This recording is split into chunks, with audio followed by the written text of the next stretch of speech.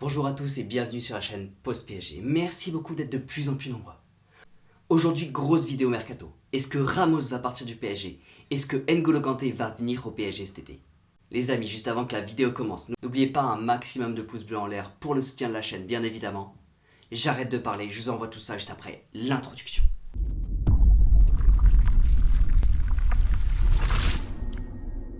On va bien évidemment commencer par Sergio Ramos. Sergio Ramos est arrivé au PSG cet été pour renforcer le secteur défensif et son contrat va s'arrêter en 2023. Le problème, c'est que Ramos a déjà été blessé à plusieurs reprises au PSG. Et malheureusement, son temps de jeu au PSG est totalement minime. Pour aller dans les détails, Ramos a disputé 5 bouts de match et malheureusement que 2 rencontres dans leur intégralité. Donc tout ça pour prouver que Ramos est au PSG mais ne joue pas. Alors même si Ramos est sur le point de reprendre la course, même si Ramos est sur le point de réintégrer l'équipe, le problème c'est qu'on ne sait pas si Ramos va rechuter ou non. Et pour le moment, Pochettino ne peut pas du tout compter sur lui. Pochettino ne peut pas compter sur Ramos sur le terrain. Et du coup, malheureusement par rapport à ça, il y a plusieurs clubs qui ont contacté le PSG pour rapatrier Ramos. Bien évidemment, la MLS a contacté le PSG pour récupérer Ramos. Pour le moment, on n'a pas beaucoup d'informations. Il serait possible de voir Ramos être transféré vers Los Angeles Galaxy dès cet été. Alors personnellement, je ne pense pas que le PSG va le laisser partir cet été. Je pense qu'il va encore lui donner une dernière chance. Mais c'est surtout, comme je vous ai déjà dit dans une vidéo, Ramos, même s'il n'est pas sur le terrain, Ramos apporte énormément dans le vestiaire du PSG. Il donne beaucoup d'expérience en dehors du terrain. Bien évidemment, le plus important, ce serait que Ramos se remette totalement en forme et qu'il puisse quand même participer au succès de l'équipe. Car même s'il apporte beaucoup dans le vestiaire, Ramos reste quand même un joueur extrêmement expérimenté et quand il est sur le terrain, on sent tout de suite la différence. Donc pour conclure, Ramos va bientôt revenir sur les terrains, on ne sait pas s'il va rechuter et la MLS s'est proposée pour récupérer Ramos. Alors du coup, qu'est-ce que va faire le PSG? L'affaire reste à suivre. Bien évidemment, je ne suis pas totalement rentré dans les détails par rapport à Sergio Ramos, car on manque encore cruellement de détails. Mais par contre, je suis rentré extrêmement dans les détails par rapport à N'Golo Kanté. Car vous le savez, N'Golo Kanté est dans les papiers du PSG depuis plusieurs années. Alors restez bien jusqu'à la fin parce qu'il y a beaucoup de choses à dire. Ok, donc comme je vous l'ai dit, Paris a tenté énormément de fois de récupérer Kanté des mains de Chelsea. Mais malheureusement, ça n'a jamais marché. Car Chelsea adore Kanté et Kanté est extrêmement bien à Londres. Mais si vous vous rappelez, cet été, le PSG a fait un mercato XXL pour renforcer certains secteurs de jeu. La seule chose, c'est que même avec une arrivée de Wijnaldum, le PSG continue d'avoir des lacunes au milieu de terrain. Même avec un Verratti totalement exemplaire, le PSG voudrait renforcer son milieu de terrain dès cet été. Pour petit rappel, Pogba serait sur le point d'arriver au PSG cet été. Pogba est extrêmement intéressé par le projet parisien. Mais du coup, pourquoi il faut à tout prix recruter N'Golo Kanté?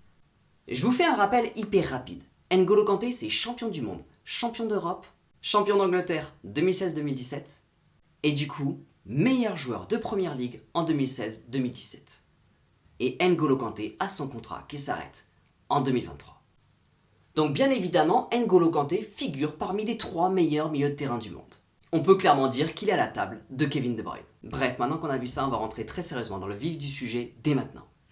Aux dernières nouvelles, Kanté veut rester à Chelsea et Tourelle adore Kanté. Donc Kanté est totalement intransférable. Et le football n'est pas une science exacte et tout est en train de basculer. Et vous allez voir ça maintenant. Donc comme je vous l'ai dit, Kanté a son contrat qui s'arrête en 2023. Donc bien évidemment, dès cet été, tous les meilleurs clubs du monde vont vouloir récupérer Kanté.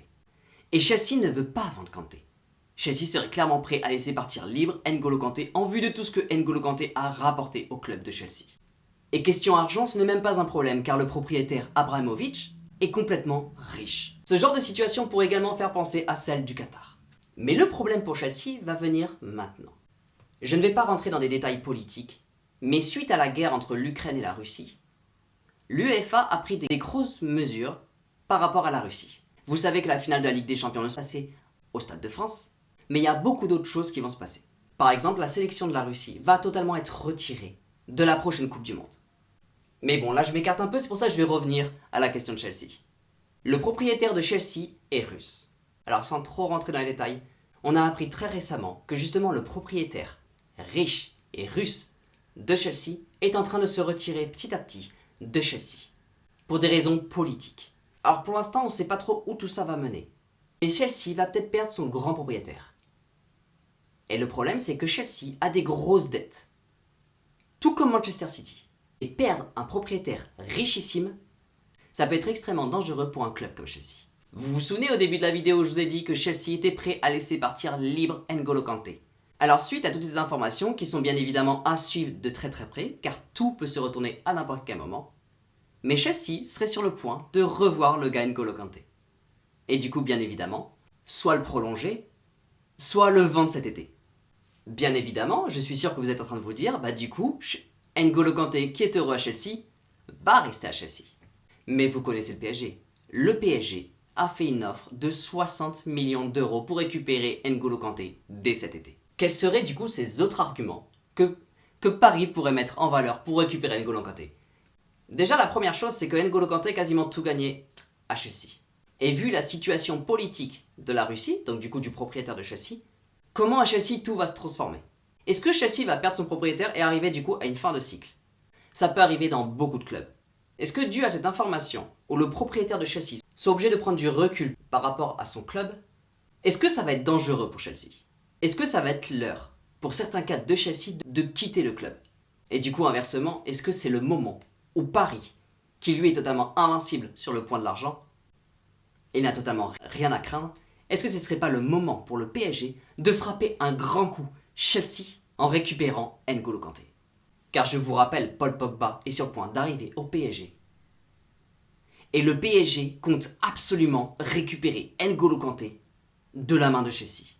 L'idée serait d'aligner Pogba et N'Golo Kanté au PSG pour avoir totalement un milieu indestructible.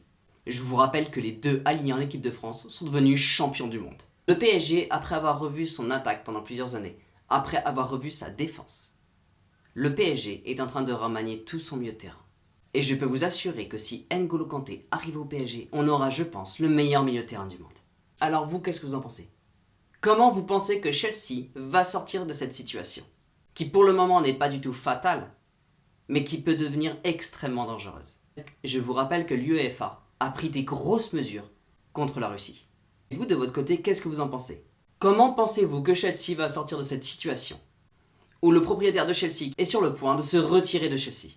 Pensez-vous que le PSG qui rêve de récupérer N'Golo Kanté, pensez-vous que le PSG va réussir à enfin récupérer ce milieu de terrain qui figure parmi les meilleurs milieux de terrain du monde?